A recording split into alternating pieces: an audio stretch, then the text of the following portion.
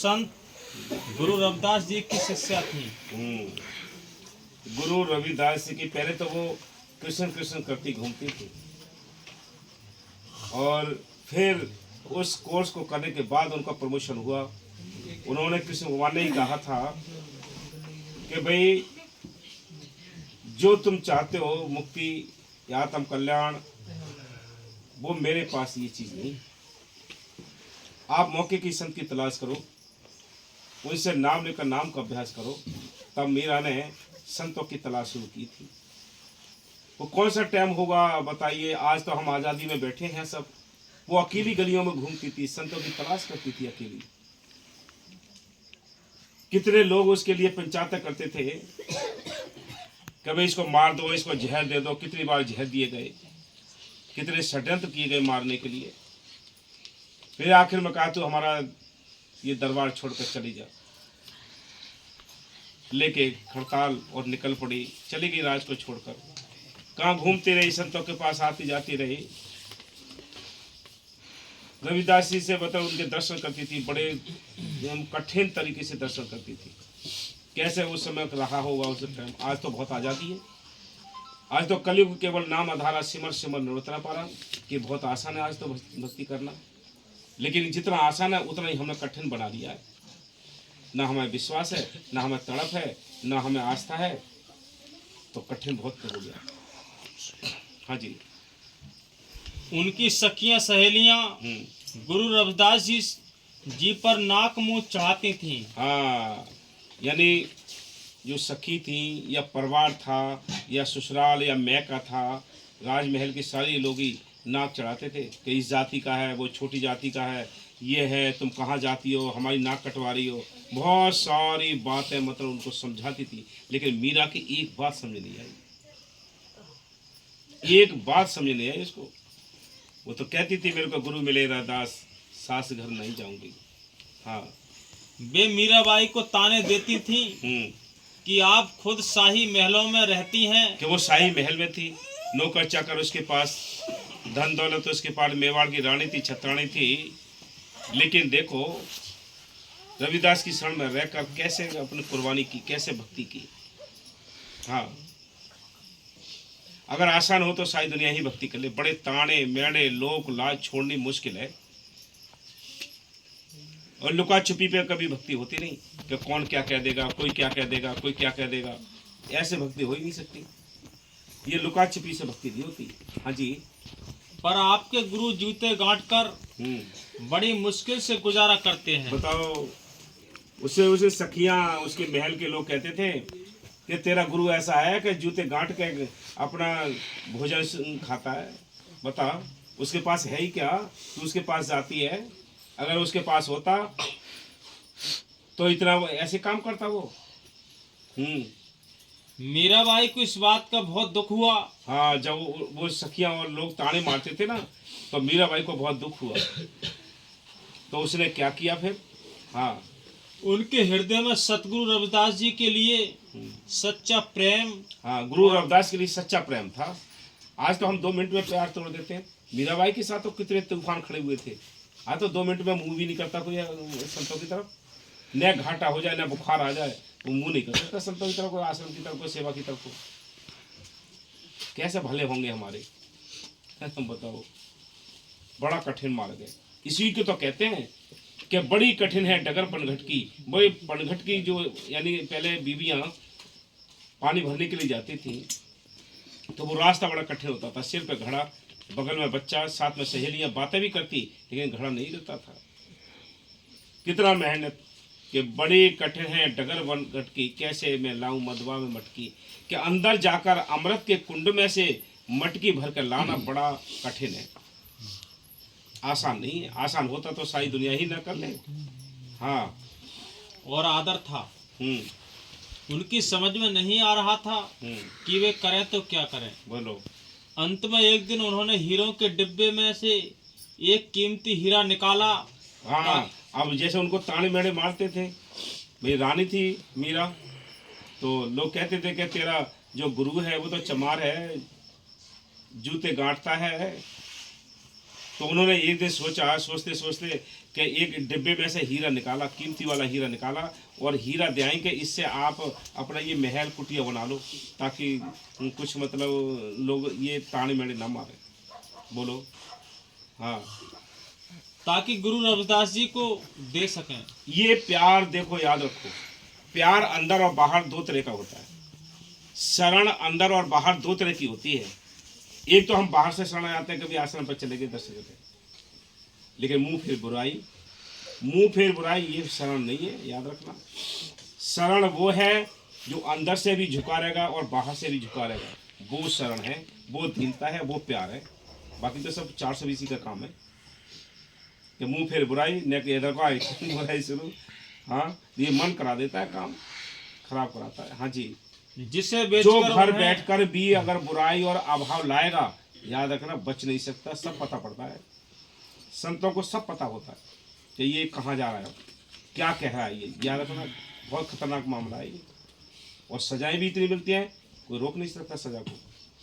हाँ जी, जिसे बेचकर उन्हें काफी धन मिल सकता था। वे हीरा लेकर गुरु रविदास जी के पास चली गईं। हाँ, मेरा हीरा लेकर गई उनके पास। हाँ जी, उन्होंने माथा टेक कर, हाँ, हाथ जोड़कर अर्ज की, गुरुजी मुझे आपकी गरीबी देखकर हाँ, बहुत दुख होता है। कि मुझे आपकी गरीबी देखकर बड़ा दुख होता है। आप ये हीरा ले लीजिए, इससे अपना ये घर और जो भी काम करते हो इसको छोड़ दो और अपना कोई काम करो, ये बहुत पैसे का बिकेगा हीरा। हाँ, और लोग मुझे ताने देते हैं कि मुझे तेरा ताने गुरु मारते हैं। हाँ, इतना गरीब है। हम्म, आप ये हीरा स्वीकार कर लें हाँ, और इसको बेचकर सुंदर सा घर बना लें, हाँ, ताकि आप सुख की जिंदगी गुजार सकें। हम्म, गुरु रविदास जी उसी तरह जूते गांठते हुए बोले, बेटी मुझे जो कुछ मिला है कुंड के पानी और जूते गांठने से मिला है। हाँ, कि भाई मुझे जो मिला है, मेरा जो काम है कि भाई चमड़ा का काम करना, जूते गांठना, ये कुंड में जो पानी है इसी से सब कुछ मिला है मुझे। बाहर की धन दौलत है, बाहर के ये लेके जो कि क्या है, मुझे अंदर से शांति मिल गई, अंदर से मेरा मालिक मिल गया, मैं धनवान हूँ। हाँ, अगर तुझे लोक लाज का डर है हाँ, तो घर में बैठकर ये भजन सुमरन कर लिया कर। हाँ, कहा कि भाई अगर तुझे लोक लाज का डर है या तेरे को भाई मैं गरीब लगता हूँ, तो तू घर बैठ के भजन कर लिया कर, तू मेरे पास मत आया कर। हाँ, मेरे पास वो आने अकेली, की- आज तो हम कितने लोग हैं बताओ, उस समय का ध्यान दौड़ाओ आप कि उसका कोई साथ ही नहीं, कोई सहारा देने वाला नहीं कि तुम जाओ हाँ सत्संग सुने आओ या रविदास के पास चले जाओ, कोई समझाने वाला नहीं। बताओ, कोई समझाने वाला नहीं, कोई साथी नहीं। आज तो कितने प्रेमी है, लाखों प्रेमी है, करोड़ों प्रेमी है, उसमें तो वो अकेली ने कितना मुकाबला किया होगा। बोलो। हाँ जी, मेरे पास आने की कोई जरूरत नहीं। हाँ, कि मेरे पास मत आना भाई, मैं गरीब हूँ तो गरीब ही रहूंगा मैं। हाँ जी, ये हीरा मेरे किसी काम का नहीं। ये हीरा मेरे किसी काम का नहीं है। चाहे लोग मुझे गरीब समझते हैं, पर मुझे गरीबी में ही आनंद है। हाँ, गरीबी में आनंद होता है। मुझे दुनिया की किसी नाशवान वस्तु की जरूरत नहीं। कहते हैं, संत कहते हैं कि साईं इतना दीजिए जा मैं कुटुंब समाए, मैं भी भूखा ना रहूं, साधना भूखा जाए। कि मालिक तो इतना दे दे कि ज्यादा मन दे देना कि मेरे को सेवा सिमरन करने का भी टाइम ना मिले, इतना ज्यादा भी मन दे देना, इतना ही दे कि मेरे घर के काम चल जाए, मेरे आने जाने वाली साथ संगत बस उनको खाना मिल जाए, मेरे काम सारे हो जाए। बस ऐसा ज्यादा मन दे देना, कहीं ऐसा ना हो कि तेरा भजन सिमरन भी न कर पाऊँ, कि जब भी कहो टाइम ही नहीं है, जब भी कहो टाइम ही नहीं है, जब भी कहो टाइम ही नहीं है, सेवा का कोई टाइम नहीं, सिमरन को कोई टाइम नहीं। बताओ, आ गया ना, आगे रुकावट, कोहरा आ गया आगे।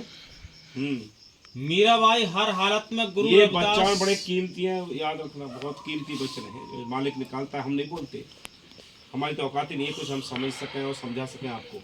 ये सब खेल मालिक का है, जो समझेंगे वो फायदा लेंगे, ना समझेंगे नुकसान में घाटा करेंगे। हाँ जी, मीराबाई हर हालत में गुरु रविदास जी को हीरा देना चाहती थी। वह बहुत देर तक मिन्नत करती रही, पर गुरुजी ने एक न सुनी, एक भी नहीं मानी। हाँ, अंत में निराश होकर मीराबाई कहने लगी, गुरुजी मैं हीरा आपकी कुटिया की छत में छोड़े जाती हूँ। हाँ, छत में यानी छप्पर में, छप्पर कुटिया छप्पर तक है कि इसमें मैं रख जाती हूँ। उन्होंने लिया नहीं, हाँ जब जरूरत पड़े आप निकाल लेना, हाँ। ताकि आपका जीवन सुखमय हो जाए। कि जब टाइम मिले आपको तो इस हीरा को बेच के अपना गुजारा करना, महल बनाना, घर बनाना, सब कुछ बना लेना। हाँ ये कहकर मीराबाई अपने महल में वापस आ गईं। हाँ। इस बात को कई महीने बीत गए। जब वह फिर गुरु रविदास जी के दर्शनों को गईं, हाँ तो ये देखकर हैरान रह गईं कि वह अब भी गरीबी की हालत में जूते गांठ रहे थे। हाँ। बहुत समय के बाद फिर गई तो जैसे तैसे, जैसे पहले जूते गांठ रहे थे वैसे फिर गांठ रहे। तो उन्होंने वो हीरा देखा भी नहीं कहाँ रखा है। हाँ। उन्होंने आदर पूर्वक माथा टेक कर कहा, गुरुजी, मैं बड़े प्यार और आदर से आपके लिए एक हीरा छोड़ गई थी, आपने उसका फायदा क्यों नहीं उठाया? गुरु रविदास जी बोले, बेटी, मुझे हीरे का क्या करना है? मुझे परमात्मा ने नाम का वह अथाह धन बख्शा है जिसका हिसाब लगा सकना असंभव है। तुम वापस जाती हुई हीरा साथ ले जाना। अपने हीरा साथ ले जाओ। मुझे तो बहुत बड़ी दौलत मालिक ने बख्श दी है। जब वो दौलत अंदर आ जाती है जिसको संतोष धन कहते हैं, वैसी दौलत तो एक अलग चीज़ है। जो मालिक मिल गया तो सब कुछ मिल गया। लेकिन संतोष आ जाए, गरीबी आ जाए, दीनता आ जाए, तो यही बहुत शांति दे देते हैं। अब हमें दीनता भी नहीं, गरीबी भी नहीं, गरीबी में परेशान हो जाते हैं, मालिक को भूल जाते हैं। संतों ने लिखा है कि संत अपने प्यारे भक्तों को 3 दाता देते हैं, एक गरीबी, एक बीमारी, एक निरादरी। कि निरादर होगा, गरीबी होगी, बीमारी होगी, बताओ कौन लेगा इनको? कोई बहादुरी तो लेगा? तो सारी दुनिया मौज मस्ती के लिए भजन करती है, सारी दुनिया अपनी बड़ाई के लिए भजन करती है, अपने सुख के लिए भजन करती है। लेकिन ये 3 दाता वो लेते हैं जो मालिक की महर से मालिक के दीवाने सच्चे होते हैं। कि गरीबी भी हो, निरादरी, बीमारी, बहुत बताओ। हाँ जी। मीराबाई ने छत टटोली तो हीरा वहीं पड़ा मिला। वहीं पड़ा मिला। क्या हो गई प्रसाद? हीरे की ओर ध्यान ही नहीं दिया था। ये देखकर मीराबाई को अपने गुरु की बड़ाई का सच्चा ज्ञान हो गया और उन्हें एहसास हो गया कि उनके सतगुरु किस अपार रूहानी दौलत के मालिक हैं। हाँ, रूहानी दौलत के मालिक हैं। हाँ जी। वह प्रेम, श्रद्धा, नम्रता के साथ सतगुरु के, ये अंदर का जब खजाना जिसमें खुल जाता है ना, तो फिर ऑटोमेटिक अंदर से आता है सब खेल। हाँ। श्रद्धा, नम्रता के साथ सतगुरु के चरणों में गिर पड़ी। हाँ, बोलो बोलो बोलो।